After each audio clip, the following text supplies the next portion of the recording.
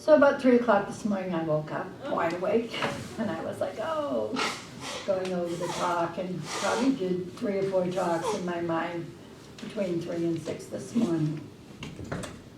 But what came to me when I first originally started this was a little story about Bert and Peggy.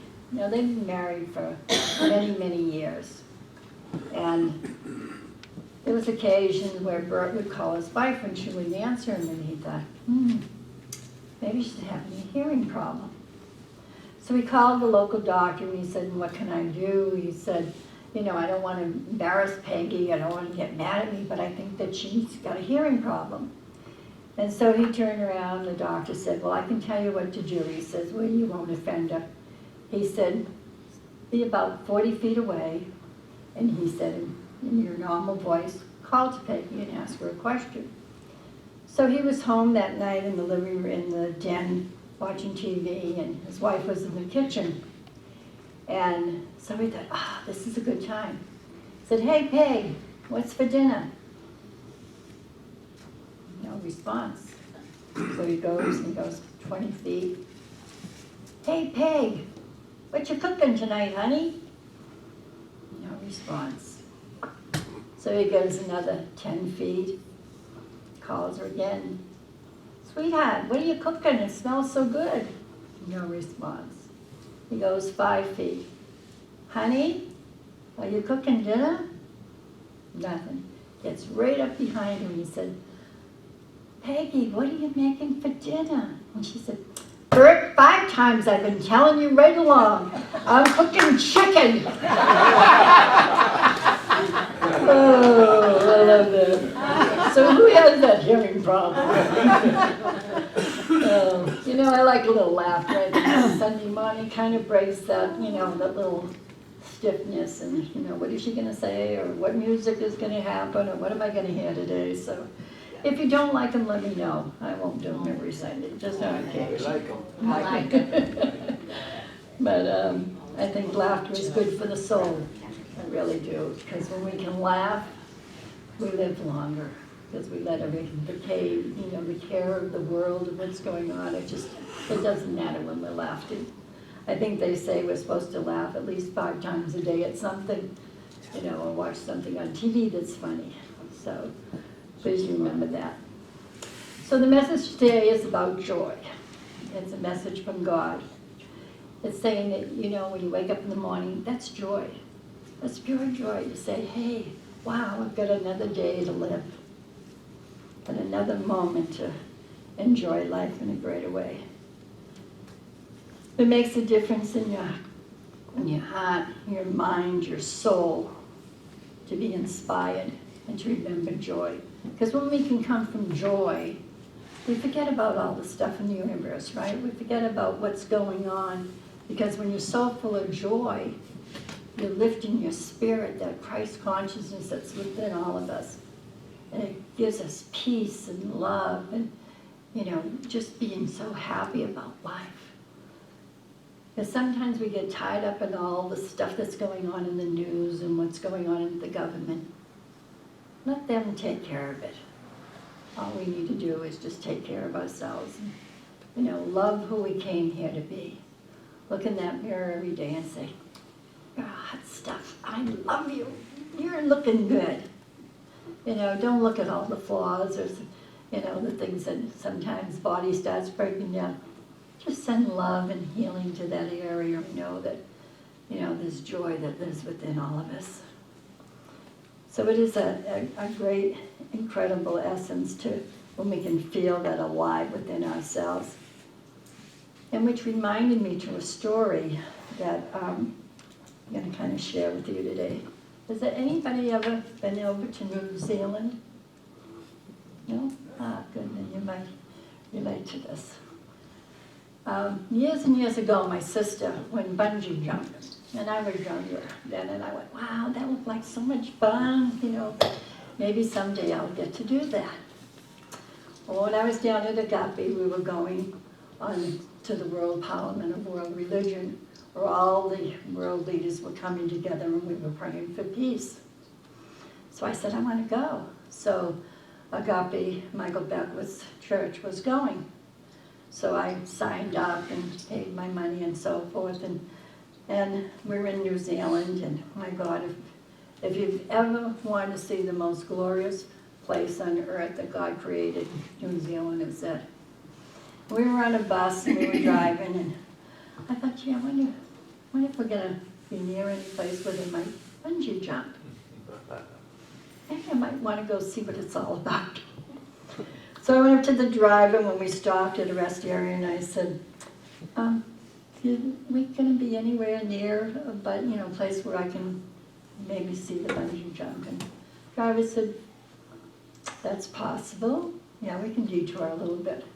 So he got back on the bus, and he asked everybody on the bus, he said, hey, Reverend Linda would like to detour a little bit, 25 miles, and go, look at the bungee jump. Is it okay? And they all went, yay, yeah, wow, we want to do that. So we were on the bus, this young girl that was with me, and she said, oh my God. She said, what's it like? And I said, I don't know. My sister said it's something I need to do before I drop dead. So I said, I'm new, I don't know. So anyway, we got there, and there was about 25 on the bus. And we get off, and the girl's pulling at me, and she's saying, come on, Reverend Linda, come on, Reverend Linda. And I thought, oh, okay, why not? So we went in, and they had all these things for sale and stuff like that. So I said, okay. So I had to sign all this release form. And I thought, why do I have to sign so many release forms? And they said, oh, it's our protection. And I thought, oh, okay. Does that mean if I drop dead on the swing that, that they're not responsible? I mean, all these things started to go through my mind. So I went out, and they got me out there and said, okay, wait in here, and they'll call you. And I'm watching different ones get up, and, and there's just going like this and that. And I thought, oh, I don't know if I could do that.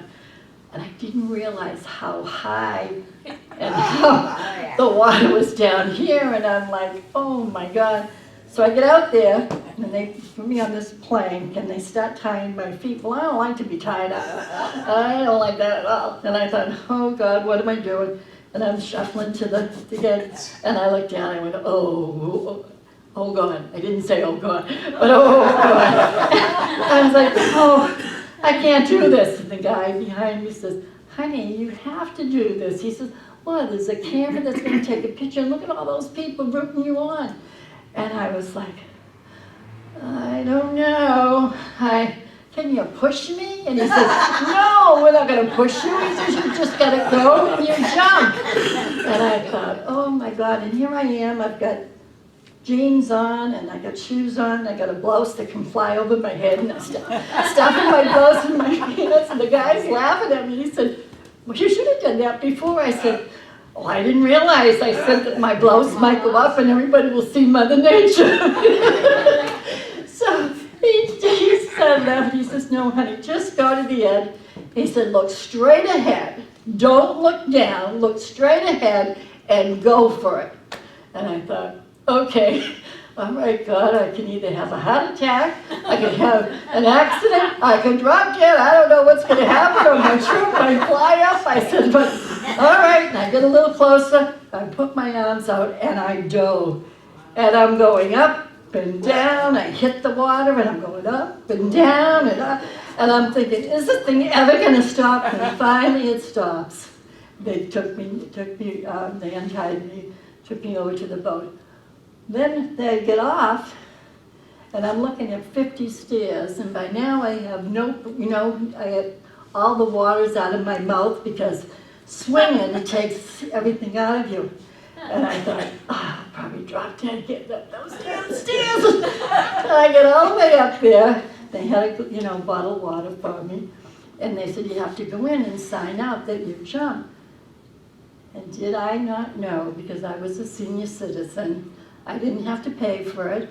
They gave me a CD, they gave me a t-shirt, and they gave me the pictures of it. And I was like, whoa! So being a senior makes a good thing. But that was the joy that I got from that receiving. So if you've never ever experienced something that is beyond your imagination, do it. Because it's like becoming one with Spirit. I felt like I just flew into God's arms when I jumped. And it was such a joy.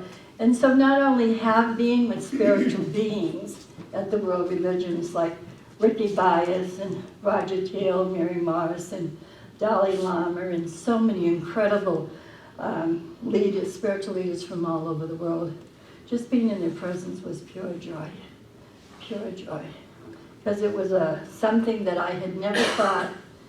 You know, you put it out there and you say, someday I'm going to do this, and that someday shows up, and you get so incredibly.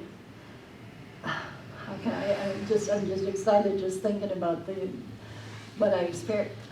Excuse me, when I experienced on that day, that it just takes your breath away, you know. And you'll hear many stories of things and adventures that I've done. I've jumped out of an airplane. That's a whole other sermon. But there's things that, you know, that when you put it out, I don't know, some people have a bucket list and they say, okay, and they start checking it off.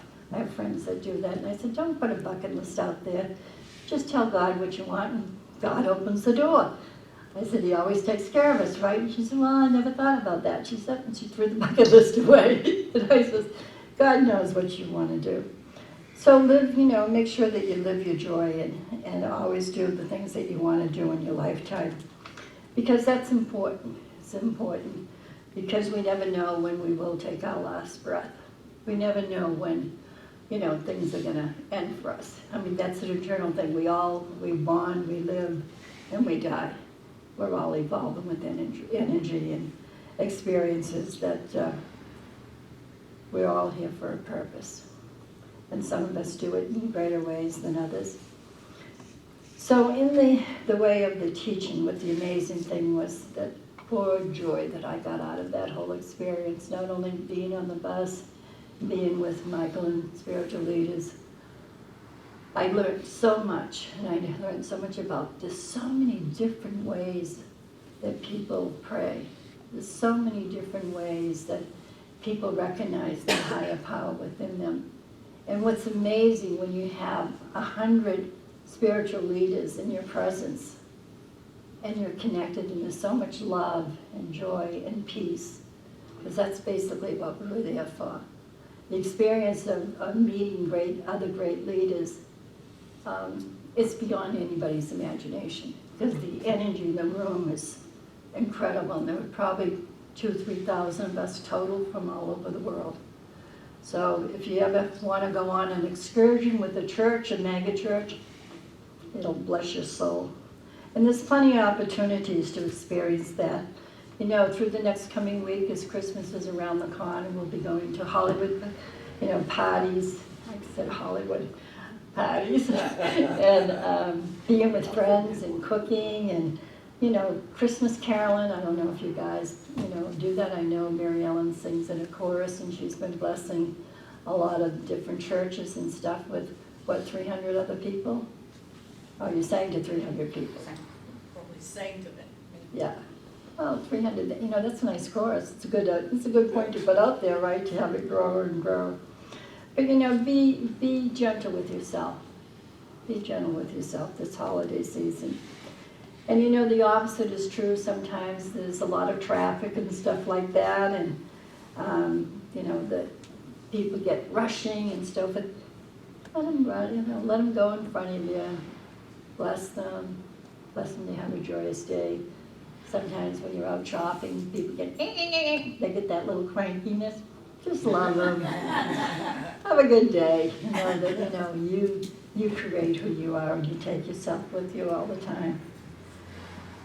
So always remember that when we come from joy, we come from love. It's like any muscle that grows strong with repeating use. The more you give thanks, the easier it is to find things to be grateful for, because it becomes a habit. You know, I gave you that gratitude journal here not too long ago. I do that every day. Every day I'm writing. I get up in the morning, do my meditation, and I'm journaling sometimes at night. Just to be thankful for the little things, because the more you are, your whole body, your imagination, your mind just, you know, the world can be crumbling over here, and you go, oh, that's fine. You don't really dive into what's happening over there, you remember who you are, because we come from that Christ consciousness. So in the circumstances, maybe you'll see a little kid singing. I walked in the market yesterday, there was a Santa Claus and a little elf. I was shocked, and I was like, oh my God, I thought, where's my camera? I want to take a picture of him. And I left my phone, I called my camera, I left that at home. But those are the things little things like that make a big difference and can really touch your soul in a great way. And bring laughter to you and bring love. So sometimes just kind of, how can I say it? Sometimes just remembering that wherever you go, you take your Christ consciousness with you. So when you can come from that place of remembering how great you are, what an incredible individual you are, and that love that who you are shines brighter every single day. That smile, just looking at a stranger, just smiling at them. Maybe that smile will help them have an easier day. So it's most important. So from the Bible it says, I have indeed received much joy and encouragement from your love, because the hearts of the saints have been refreshed through you. Powerful. So when we have 15 Christmas sweaters and jingle bell jewelry or more subdued way of walking through the season, we can bring that gift of joy. If you're feeling little or no joy, consider asking God for help. That's an easy thing, but sometimes we forget, right? We forget. So today, grant me moments of joy, even joy in challenging times. A pleasant memory of acts of loving kindness can invoke quiet, internal joy. By asking, we open our awareness to the joy around and within us. And if you feel boundless joy and wish the holiday lasts longer, speak your joy. Ask, show me ways to be of joy. So I have 6 little things to leave you with. To seek joy, here are a few. Listen to what is around you. The bell tower, the carols, the positive words, and toddlers, lisping and singing, and carrying joy. Watch for acts of loving kindness. Give thanks. Keep in your thank your higher power for who you are and who you came to be. Appreciate beauty beyond stars, etched patterns across the night sky. Feel the vast well-being of the universe. The sun rising in the morning, blessing us for another beautiful day. Send a card to someone you have not seen or spoke to in a long time, or a stranger, just saying hello in an elevator. Have a good day. You just might make their day. And to spread joy, lighten a load, listen with love, and make a difference. Anticipate opportunities to beam a smile, whisper a blessing, and encourage another person. Grant yourself quiet times of prayer and meditation. May you find and spread joy in this holiday season, this always new year that's coming around the corner. Let all who take refuge in you rejoice. Let them ever sing of joy. Psalm 5:11. Let me leave you with this thought for today. Today I will seek and spread joy. Say that. Today I will seek and spread joy. You are the gift. Pass it on to somebody else. And remember, you are amazing everywhere you go. You shine that light of joy. So I really appreciate you all being here today, and always remember, love only, forgive everything, and remember who you are. Namaste. Shalom.